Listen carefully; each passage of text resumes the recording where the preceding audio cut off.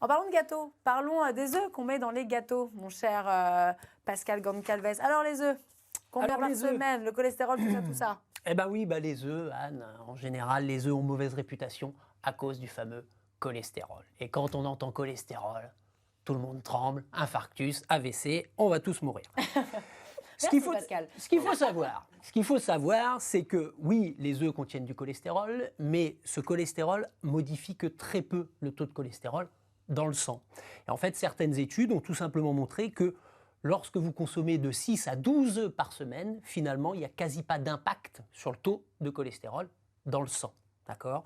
Donc, ce qu'il faut bien avoir en tête, c'est que d'une part, ce n'est pas parce qu'un aliment a du cholestérol que vous allez automatiquement augmenter votre cholestérol dans le sang. Et vous avez encore moins de risques. Il n'y a aucune étude qui prouve que la consommation d'œufs augmente le risque de maladies cardiovasculaires. Donc, les œufs, vous pouvez en consommer.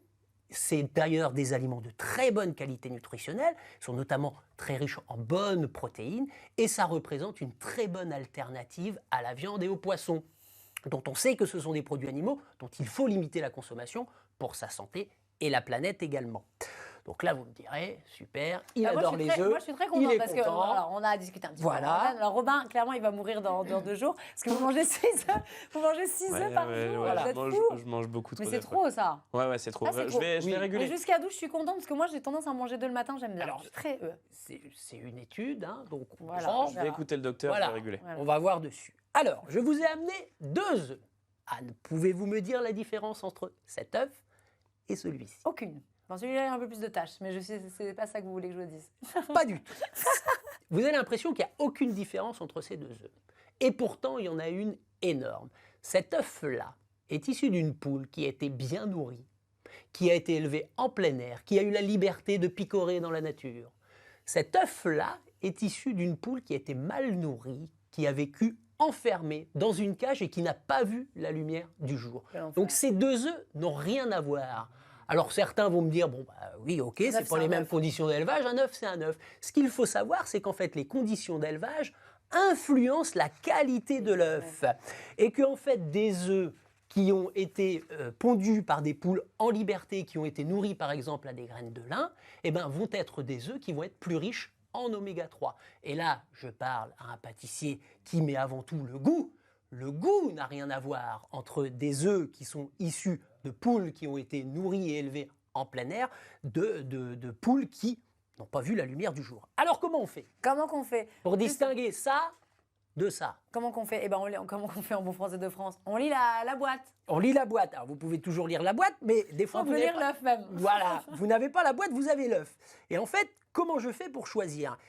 Regardez chez vous, allez ouvrir les placards, prenez votre œuf et tous les œufs ont un code. Et ce code, il va commencer par un chiffre qui va de 0 à 3. 0, ça veut dire que la poule pondeuse a été élevée, un élevage biologique, en plein air. 1, c'est un élevage en plein air uniquement, non biologique. 2, c'est une poule qui a été élevée au sol dans un bâtiment. Et 3, c'est une poule qui a été élevée en cage. Et ce numéro est suivi de 2 lettres systématiquement qui indiquent où se trouve le lieu d'élevage. Et donc, vous devez avoir de noter FR pour France. Si vous n'avez pas FR, ça veut dire que votre lieu d'élevage n'est pas en France. Donc le top du top, 0 FR. Le top du top, 0 FR ou 1 FR, déjà, c'est déjà pas mal. On disait si c'est 3 Allemagne, on y va Voilà. pas. On y va moins. 3 All. On évite autant que possible les 2 et les 3.